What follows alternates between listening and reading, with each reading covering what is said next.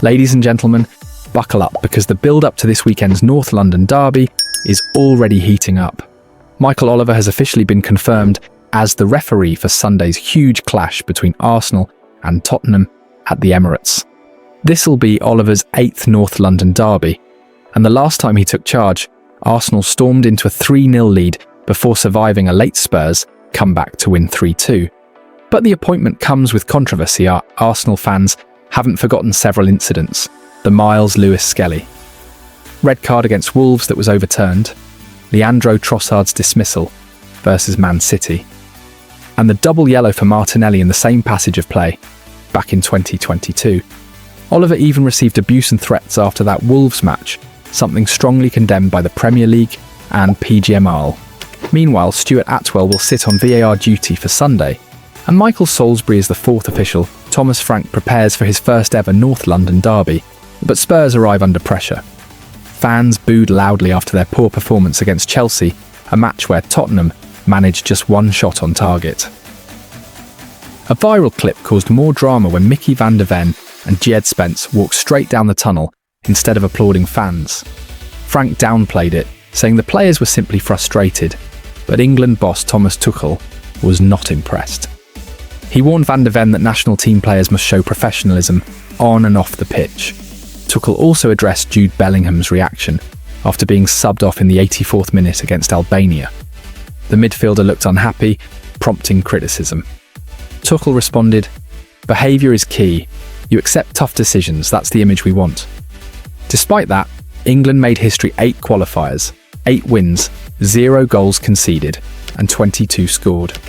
Harry Kane added a brace, taking him to 78 international goals, passing Brazil legend Pelé. Despite topping the Premier League and winning all 4 Champions League matches, Arsenal are ready to listen to offers for several big names this January.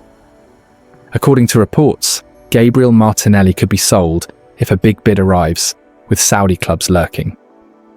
Gabriel Jesus may also be moved on as he struggles for minutes behind Havertz and Gyökeres. Ethan Nwaneri could leave on loan for more playing time. Ben White is also available for the right offer. However, Miles Lewis Skelly is not leaving. Despite losing his place to Calafiori and dropping out of England's squad, Arsenal want to keep the 19-year-old, especially after Calafiori returned with a minor injury. So with referee controversy, Spurs unrest, Arsenal transfer shocks, and England writing new history, this weekend's North London derby is shaping up to be absolutely explosive. Don't forget to like, subscribe, and let me know. Who takes the derby, Arsenal or Spurs? In North London, rivalries don't just live in the stadiums, they echo through time. And this week, that echo came from none other than Thierry Henry, the Arsenal legend himself. As he made his very first visit to the Tottenham Hotspur Stadium, Henry, a man who built his legacy tormenting Spurs, arrived to watch Conor Benn defeat Chris Eubank Jr. But even on a night of boxing, the footballing rivalry stole the spotlight. Asked about stepping into enemy territory, Henry gave that trademark grin and said, "Weird. I never came to the new stadium. I used to come to the old one and win a lot, but it's nice." A cheeky jab. Classic Henry. Tottenham's new state-of-the-art stadium opened in 2019, and one of the most advanced venues in world sport stands on the old ground, where Henry and Arsenal once celebrated one of their greatest achievements, the 2004 Premier League title, clinched at White Hart Lane during the Invincibles season. But football has a long memory, and in North London, nothing is forgotten. Henry's history at White Hart Lane is mixed. Yes, Arsenal were the dominant force of that era. Yes, he lifted the title there. But he scored only 1 goal at the Lane, in that unforgettable 9-goal thriller in the 2004/05 season, when Arsenal edged Spurs in a chaotic classic. Fast forward to today, and the balance of power is no longer so clear. Arsenal sit at the top under Mikel Arteta, chasing their first title since Henry's own Invincibles 3 straight seasons, finishing second. Major summer investment, and a squad that many believe must deliver this time. Henry agrees. He told DAZN as a fan, "I'm going with Arsenal." We look solid. A bit less against Sunderland the other day, but hopefully it can happen. It's time. But while Henry relives past glories and dreams of future ones, Another story was unfolding, one with a Tottenham twist, because Thomas Frank, the man now leading Spurs, has revealed one of the most dramatic behind-the-scenes episodes of his career, an episode that took place before he ever arrived in North London.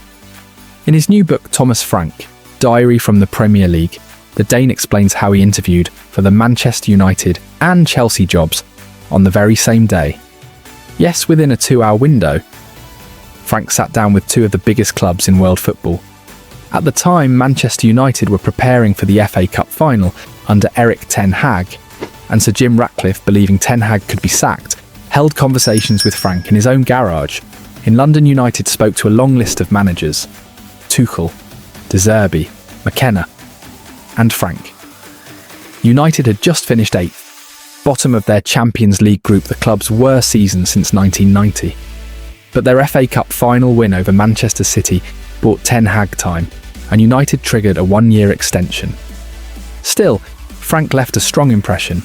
He recalls walking through Battersea Park between interviews thinking, Thomas Frank from Frederiksberg.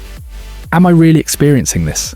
United ultimately kept ten Hag temporarily, but 5 months later, after losing 4 of the first 9 league games of the season, ten Hag was finally dismissed. His last win as Manchester United manager.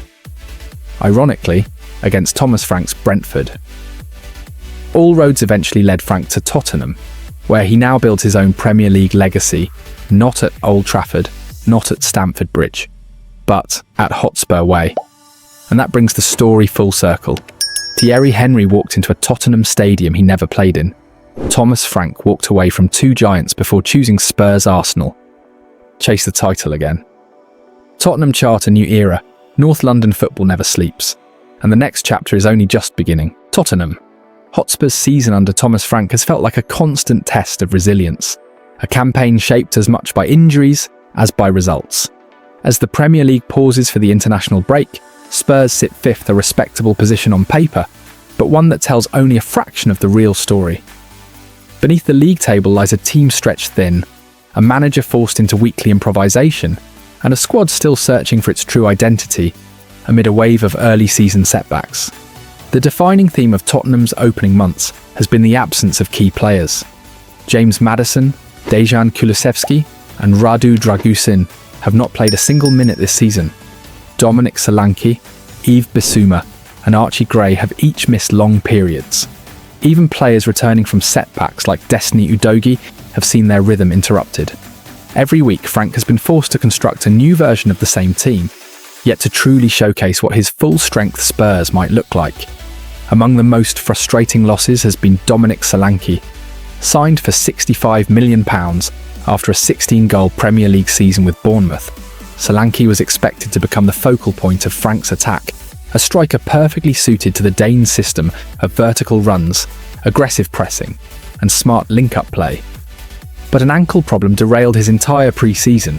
Surgery followed, recovery stalled, and in the end, Solanke has managed just 49 minutes of football across the first 3 months. Without him, Spurs have relied heavily on Richarlison and Randall Kolo Muani. Both have worked tirelessly, both have produced moments of quality, but the attack has lacked the balance and hold-up presence Solanke naturally provides. Frank has had to adapt, simplify, and sometimes compromise, knowing that the striker built for his football has been watching from the sidelines. But at last, there is movement, and for the first time, genuine optimism. Frank confirmed that the international break would be the decisive phase of Solanke's recovery. 2 weeks of focused work, 2 weeks without competitive pressure, 2 weeks to push him over the line. Tottenham now believe Solanke could return for the North London derby on November 23rd. He may not start, but the possibility of having him on the bench in a fixture of this magnitude is a huge psychological and tactical lift. With 9 matches across the final stretch of November and December, Spurs need every ounce of depth they can gather. And Solanke isn't the only positive headline. In Dubai, a small but powerful update emerged. Dejan Kulusevski is finally back training on the grass. For Spurs supporters, this is more than just a video clip. It's a sign of hope. Kulusevski has been missed, not just for his creativity, but for the energy and structure he brings to Frank's attacking patterns. Spurs have been careful not to set a timeline for his full return, but the fact he has progressed beyond gym work is a major breakthrough, after months of frustration. Still, the injury list remains stubbornly long. Dragusin, Gray, Davies, Maddison, and Kota Takai are all still out. Lucas Bergvall has only recently returned from concussion. Mohamed Kudus has missed Ghana duty after suffering a knock. And Randall Kolo Muani, who scored in the dramatic 2-2 draw with Manchester United, is now sidelined with a fractured jaw, though Spurs are relieved that surgery is not required. For a manager trying to reshape a club, this level of disruption would be difficult at any time, let alone in the opening months of a new era. Yet Frank's response has been calm, measured, and unwavering. Tottenham have not folded. They have not lost belief. They remain competitive in the European positions and within striking distance of the top four, despite operating with a squad often missing 4, 5 or 6 starters. And now at last the tide may be turning. Solanke is on the brink of returning. Kulusevski has stepped onto the grass again. Key players are moving closer, the squad is beginning to heal, and Frank may soon have the tools to finally show what his Tottenham truly looks like. The season has been turbulent, uneven, and demanding, but with November's biggest fixtures approaching, Spurs may finally be strengthening at exactly the moment they need it most.